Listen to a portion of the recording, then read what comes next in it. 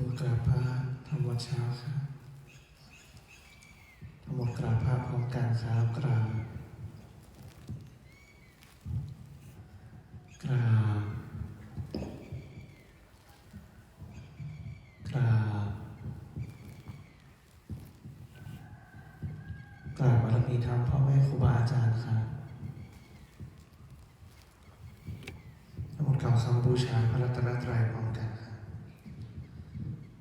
อิมินาสักการะพุทธังอภิปูชยามะอิมินาสักการะธัมมังอภิปูชยามะอิมินาสักการะสังฆังอภิปูชยามะอะระหังสัมมาสัมพุทโธ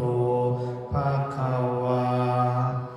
พุทธังภะคะวันตัง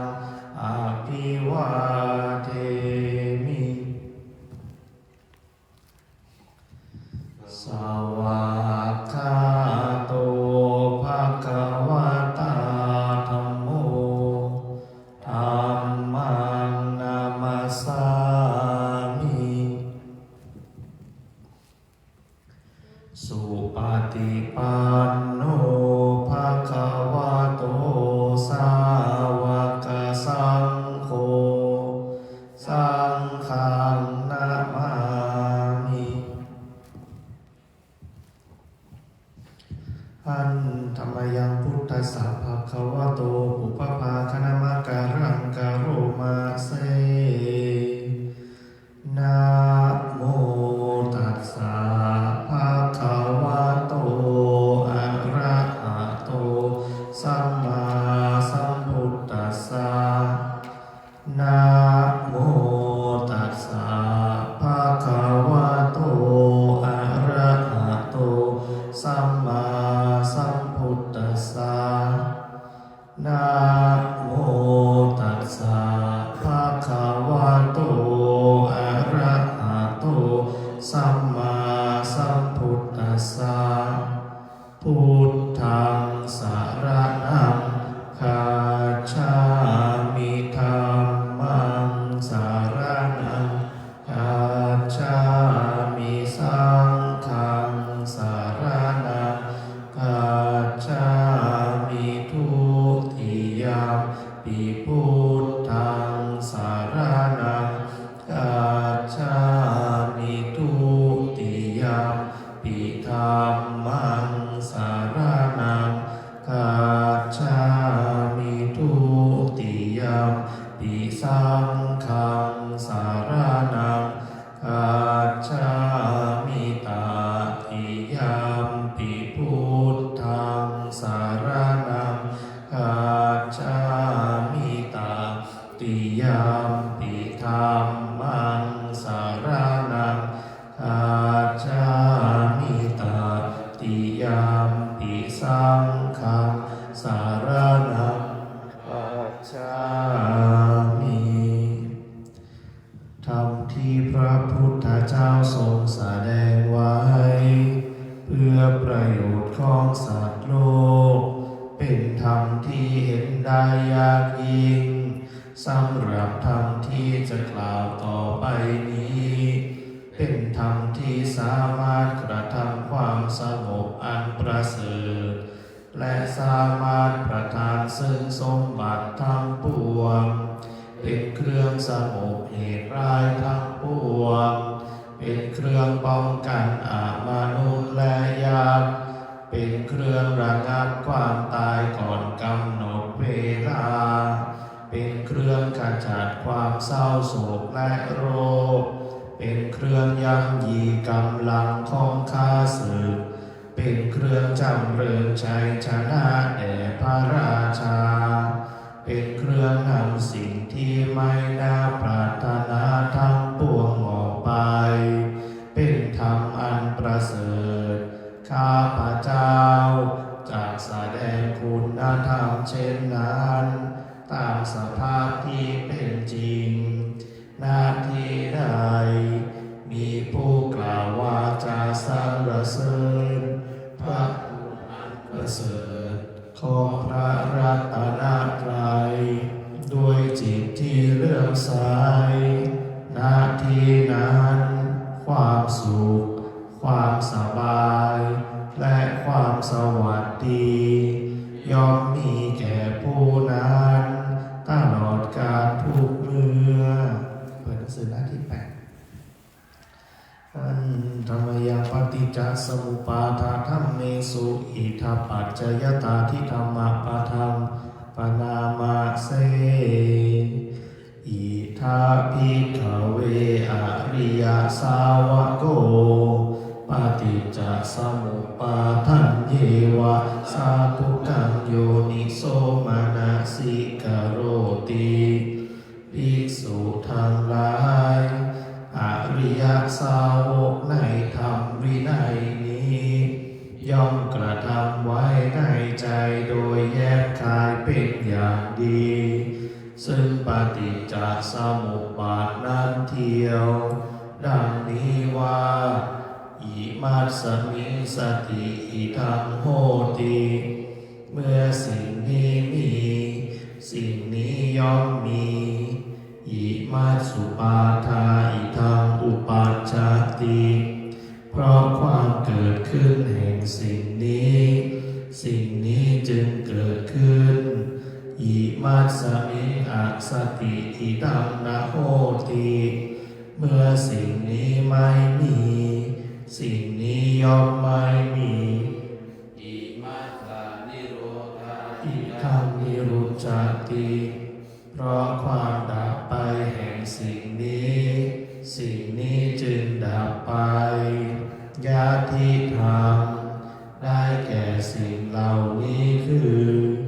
อวิชชาปัจจยสังขาราเพราะมีอวิชชาเป็นปัจจัยจึงมีสังขารทั้งหลายสังขาราปัจจยวิญญาณังเพราะมีสังขารเป็นปัจจัยจึงมีวิญญาณวิญญาณปัจจยานามรูปังเพราะมีวิญญาณเป็นปัจจัยจึงมีนามรูปนามรูปปัจจยาสลายตนะเพราะมีนามรูปเป็นปัจจัยจึงมีสลายตนะสลายตนะปัจจยภัสโสเพราะมีสลายตนะเป็นปัจจัยจึงมีผัสสะผัสสะปัจจยเวทนาเพราะมีผัสสะเป็นปัจจัยจึงมีเวทนาเวทนาปัจจยตัณหาเพราะมีเวทนาเป็นปัจจัยจึงมีตัณหาตัณหาปัจจยอุปาทานังเพราะมีตัณหาเป็นปัจจัยจึงมีอุปาทานอุปาทานาปัจจยภาโวเพราะมีอุปาทานเป็นปัจจัยจึงมีภพภาวะปัจจยชาติเพราะมีภพเป็นปัจจัยจึงมีชาติชาติปัจจยชรามรณะโสกปริเทวทุกขโทมนัสสุปายาสัตตวันติเพราะมีชาติเป็นปัจจัยชรามรณะโสกปริเทวทุกขโทมนัสอุปายาสัตทั้งหลายจึงเกิดขึ้นครบถ้วนเอวะเมตัสสะเกวรัสสะทุกขคันทัสสะสมุทัยโยโหติความเกิดขึ้นเพ องทุกข์ทั้งสิ้นนี้ย่อมมีด้วยอาการอย่างนี้อวิชชายาตเววะอเสสะวิราคะนิโรธาสังขาระนิโรโธเพราะความจางคลายดับไปโดยไม่เหลือแห่งอวิชชาอันนั้นเทียวจึงมีความดับแห่งสังขารสังขาระนิโรธาวิญญาณนิโรโธเพราะมีความดับแห่งสังขารจึงมีความดับแห่งวิญญาณวิญญาณนิโรธานามรูปนิโรโธเพราะมีความดับแห่งวิญญาณจึงมีความดับแห่งนามรูปนามรูปนิโรธาสลายตนะนิโรโธเพราะมีความดับแห่งนามรูปจึงมีความดับแห่งสลายตนะสลายตนะนิโรธาปัสสะนิโรโธเพราะมีความดับแห่งสลายตนะจึงมีความดับแห่งปัสสะปัสสะนิโรธาเวทนานิโรโธเพราะมีความดับแห่งปัสสะจึงมีความดับแห่งเวทนาเวทนานิโรธาตัณหานิโรโธเพราะมีความดับแห่งเวทนาจึงมีความดับแห่งตัณหาตัณหานิโรธาอุปาทานิโรโธเพราะมีความดับแห่งตัณหาจึงมีความดับแห่งอุปาทานอุปาทานิโรธาภาวะนิโรโธเพราะมีความดับแห่งอุปาทานจึงมีความดับแห่งภพภาวะนิโรธาชาตินิโรโธเพราะมีความดับแห่งภพจึงมีความดับแห่งชาติ